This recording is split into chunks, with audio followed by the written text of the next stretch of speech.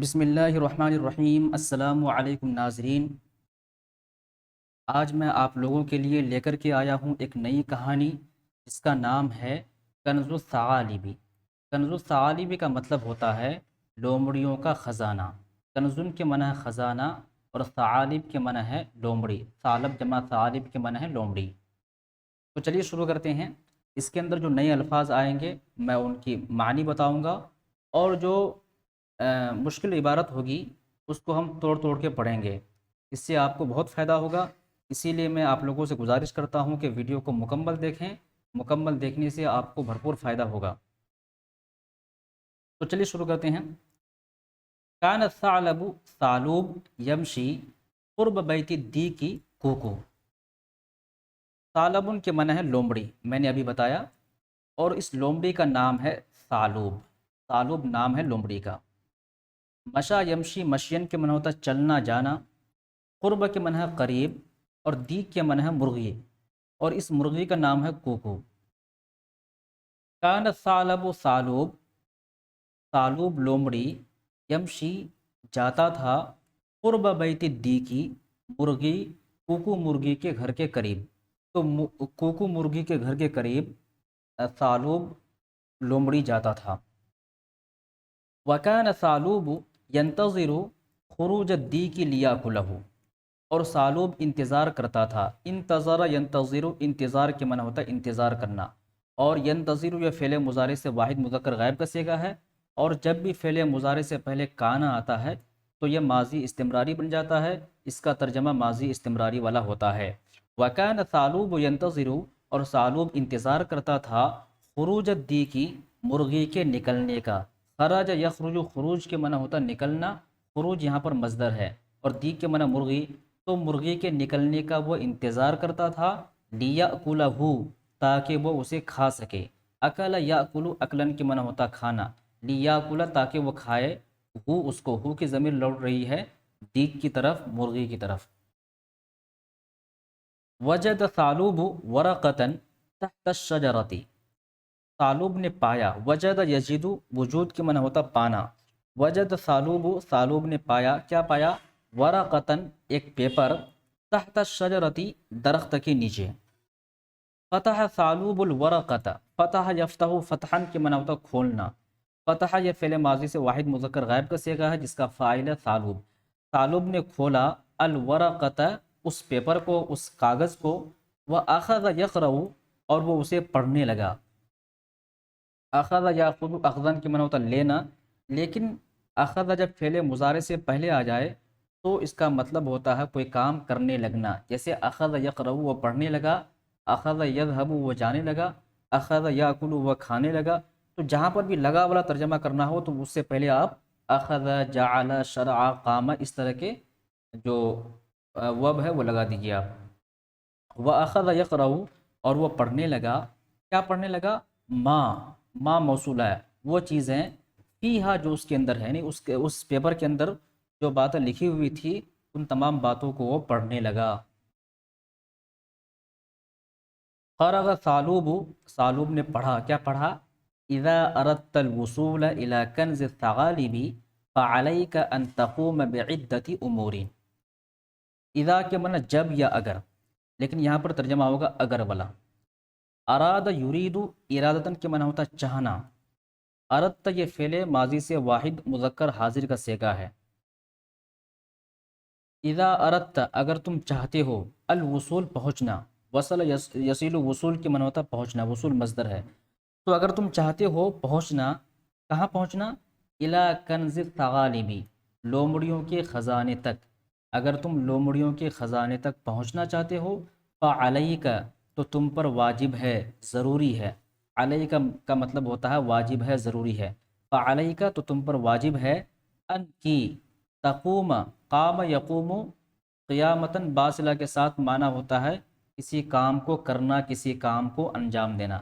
قام یقوم قیامن کا مطلب ہوتا ہے کھڑا ہونا، قام یقوم قومن کے معنی ہے کھڑا ہونا، لیکن جب قام یقوم کے ساتھ باصلہ آ جائے جیسے یہاں پر ہے تو اس کا ترجمہ ہو جائے گا کوئی کام کرنا۔ تو آپ کسی بھی فعل کے ساتھ جو صلہ آتا ہے اس کا خاص خیال رکھیے، کیونکہ صلہ کی وجہ سے معنی بدل جاتا ہے. جیسے ذہاب یذہب، و ذہاب کی معنی ہوتا ہے جانا، لیکن ذہاب یذہب و ذہاب جب با صلہ کے ساتھ آ جائے تو اس کا مطلب ہوتا ہے کسی کو لے کر کے جانا. تو ایسے یہاں پر بھی ہے، قام یقوم قومن کی معنی ہوتا کھڑا ہونا، لیکن جب با صلہ آ جائے تو اس کا مطلب ہوتا کسی کام کو کرنا، کسی کام کو انجام دینا. فعلیک تو تم پر واجب ہے، ان تقوم کہ تم انجام دو، بعدتی امور، عدت کے معنی ہے چند، امور کے معنی ہے کام، چند کام کو تم انجام دو، چند کام تم کرو. وہ کام کون سے ہیں؟ اولا سب سے پہلے، ارکز حول الغابتی، رکز یرکزو، رغزن کے معنی ہوتا دوڑ لگانا، ارکز تم دوڑ لگاؤ، حول الغابتی جنگل کے ارد گرد. ثانیا دوسرا ہے، اسبح عبر النہری، تم تیرو تیراکی کرو، عبر النہری نہر کے کنارے، نہر کے اندر تم تیرو. سبح یسبح، سبحن کے معنی ہوتا تیرنا، اسبح یہ امر ہے. ثالثا تیسرا ہے، اصعد الجبل، پہاڑ پر چڑھو، پہاڑ پر چڑھو. صعید یصعد کے معنی ہوتا ہے چڑھنا، اصعد یہ بھی کیا ہے؟ امر کا صیغہ ہے. رابعا چوتھا ہے، ادخل الکہف، تم غار کے اندر داخل ہو جاؤ. وہناک اور وہاں، تجد الکنز تم خزانہ پاؤ گے. یعنی اگر تم ان چار کاموں کو کر لو گے تب تم جا کر کے وہ خزانہ پاؤ گے. فرح ثعلوب لأنه سيصبح غنيا، ثعلوب خوش ہو گیا اس لیے کہ وہ سیصبح ان قریب ہو جائے گا، کیا ہو جائے گا؟ غنیا مالدار. اصبح یصبح اصباحا کے معنی ہوتا ہو جانا، سیصبح ان قریب وہ ہو جائے گا، کیا ہوگا؟ غنیا مالدار. تو وہ بہت خوش ہوا کیونکہ وہ ان قریب مالدار ہونے والا ہے. قرر اس نے فیصلہ کیا، کیا فیصلہ کیا؟ ان ینفذ کہ وہ نافذ کرے گا. نفذ ینفذ تنفیذا باب تفعیل سے آتا ہے، اس کے معنی ہے نافذ کرنا، کسی کام کو انجام دینا. جس کو جو کام ملے اس کام کو مکمل طور پر جب انجام دیتا ہے تو اس کو کہتے ہیں نافذ کرنا. قرر اس نے فیصلہ کیا کہ وہ کرے گا، نافذ کرے گا، ماں جو کچھ فی الورقتی پیپر میں ہے، یعنی پیپر میں جو کچھ لکھا ہوا ہے ان تمام کاموں کو وہ کرے گا. کیوں کرے گا؟ لیاخذ الکنز تاکہ وہ حاصل کر سکے، الکنز خزانے کو.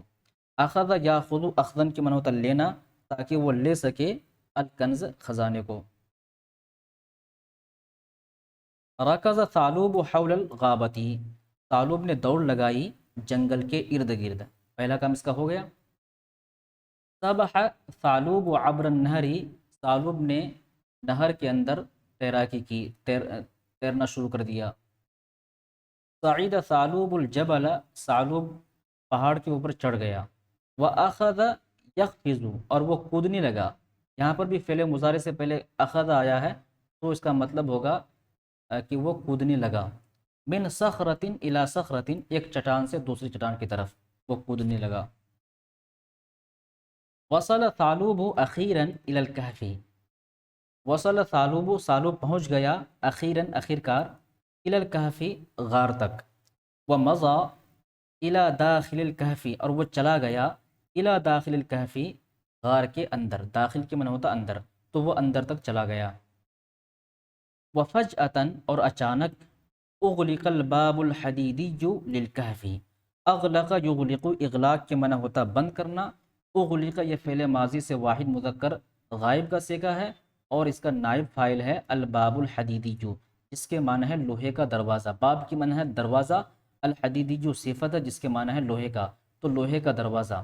اغلق الباب الحدیدی، لوہے کا دروازہ بند کر دیا گیا، للکہف غار کا، تو غار کا لوہے کا دروازہ جو تھا اس کو بند کر دیا گیا. نظر ثعلوب الی خارج الکہف، ثعلوب نے نظر دوڑائی، الی خارج الکہف غار کے باہر. فرات دی کا کوکو، تو اس نے کوکو مرغی کو دیکھا، والکلب اور کتے کو دیکھا، یضحکانی کثیرن بہت زیادہ ہنستے ہوئے.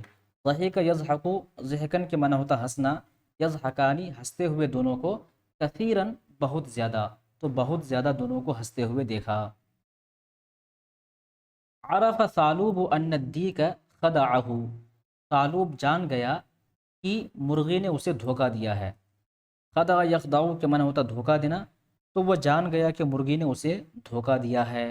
وَهُوَ الَّذِي وَضَعَ الْوَرَقَةَ لِيَضْحَكَ عَلَيْهِ وَيُعَلِّمَهُ دَرْسًا لَن يَنْسَاهُ، اور وہ وہی ہے، الذی معنی وہ وہی، وَهُوَ الَّذِي وہ وہی ہے، وَضَعَ الْوَرَقَةَ جس نے پیپر کو رکھا تھا، لِيَضْحَكَ تاکہ وہ ہنسے، علیہ اس پر، یعنی اس پر لومڑی پر ہنسنے کے لیے مرغی نے ہی اس پیپر کو رکھا تھا۔